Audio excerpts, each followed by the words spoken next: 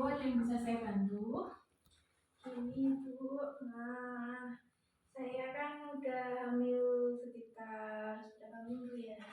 34 minggu mungkin ya Bu ya. Nah akhir-akhir ini itu kaki saya itu agak bengkak ya Bu, yang kaki kanan sama kiri kayak gitu, rasanya nggak nyaman gitu. Ya cuma itu aja keluhan saya Ibu. Oh iya.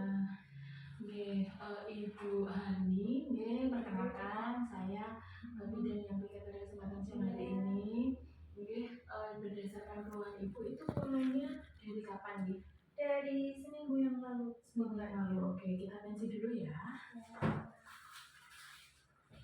Yang hamilan pertama kedua ada keluhan kayak gini nggak dulu? Oh nggak ada masalah. Oh gitu ya. Jadi agak jadi kepikiran ya. Yang ini kok kayak yang dulu-dulunya enggak loh. Ya coba nanti. Tapi enggak pusing kok. Enggak pusing ya, cuma enggak aja ya.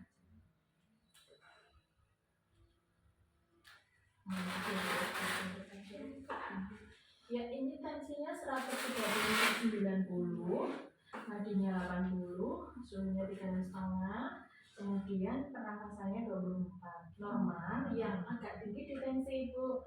Masalah bahaya nggak ibu itu?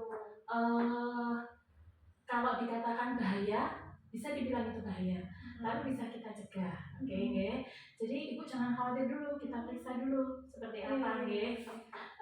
Ini kan tadi ibu kan kakinya bengkak, kemudian kita juga menemukan adanya tensinya yang agak tinggi seperti itu. Nah ini ada beberapa hal yang harus dipahami dulu.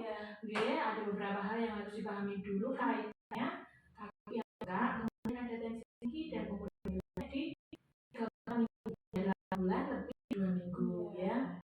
Saya kan 36 tahun ya. Hamil kedua kan tidak ada masalah, nggak ada keluhan. Coba kita akan bahas satu-satu biar ibunya juga nggak gelisah. Ini kalau dari ibu ya, tanda-tanda bulan pertama air ketuban keluar sebelum waktunya. Nah ini biasanya harusnya nih hamil aterem tuh untuk persalinan kan 40 minggu. Nah ini belum ada 40 minggu ibu, belum ada 9 bulan. Itu sudah keluar air ketuban, itu namanya ketuban pecah dini. Nah ini sangat berbahaya, bisa menimbulkan infeksi kepada ibu juga kepada bayi. Nanti tahu-tahu bayinya denyut jantungnya jadi tidak teratur, ternyata karena ada infeksi seperti itu. Kemudian muntah terus dan tak mau makan. Nah ini biasanya kalau nanti tensi tinggi, ada nyeri ulu hati, biasanya juga ada keluhan muntah juga. Nah ini termasuk hal yang harus diwaspadai juga. Kemudian bengkak kaki, tangan, dan wajah.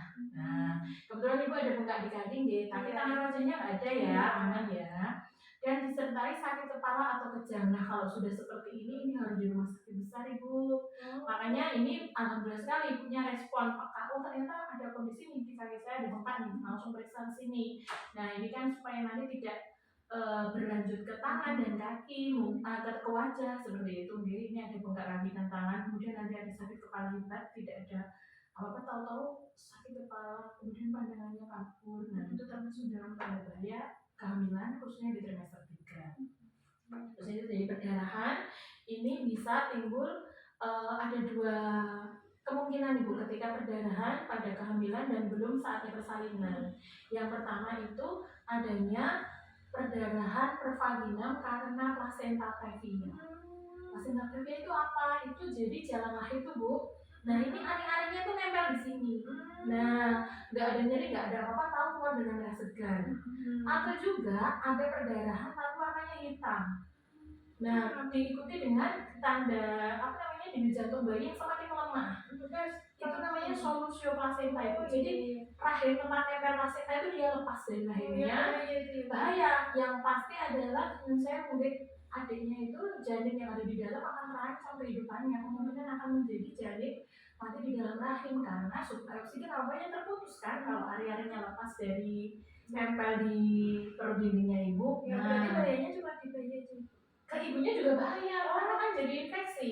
Kalau tidak tertangani, kalau tidak diketahui nanti jadi infeksi ke ibunya karena janin mati di dalam seperti itu. Kemudian kalau seperti ini harus langsung ke tenaga kesehatan, tidak usah nunggu kontrol atau apa, langsung ke tenaga kesehatan ataupun ke rumah sakit karena bidan praktek mandiri sudah tidak bisa berkawal tidak bisa menangani hal seperti ini. Kemudian janin kurang bergerak atau tidak bergerak. Nah ini cara hitungnya Ibu sudah periksa belum? Hitung bergeraknya seharian gitu kok. Ini posisi terjaga. Kalau tidur kan kita nggak kerasa nih ya, tapi posisi terjaga. Jadi 12 jam biasanya kita aktivitas tidak tidur itu minimal adalah 10 kali. Ketika kurang dari itu berarti ada masalah. Sebaiknya langsung ke tenaga kesehatan untuk cek lebih lanjut. Bahayanya apa? Kalau tidak ada gerakan janin itu kemungkinan bisa berbahaya untuk janinnya. Berarti kalau gerakan janin berkurang kemungkinan dia ada masalah entah di ari-arinya, entah ada lilitan tali pusatnya, atau terjadi solusio plasenta ini tadi. Seperti itu. Jadi memang ada rentetannya ya Bu ya. Kemudian demam tinggi. Nah ini demam tinggi ini bisa dicurigai nanti bisa ada infeksi ibu kurang cairan. Jadi kalau terjadi demam tinggi kita akan curiga kalau ibu hamil ada infeksi. Mungkin kaitannya dengan solusio plasenta tadi. Jadi kan ada infeksi di dalam, tidak tertangani, gerakan janinnya tidak dihitung, tahu-tahu ke rumah sakit janinnya sudah tidak ada, sudah meninggal seperti itu. Jadi saya harapkan dari beberapa hal yang saya tanyakan ini, ibu mungkin bisa menjadi peduli ya, maksudnya lebih kalau keluarnya kayak gini tuh harus kayak gini seperti itu. Mungkin dari beberapa yang saya sampaikan ada yang masih bingung apa itu saya sudah paham tadi beberapa tanda-tanda kehamilan ya kalau udah tua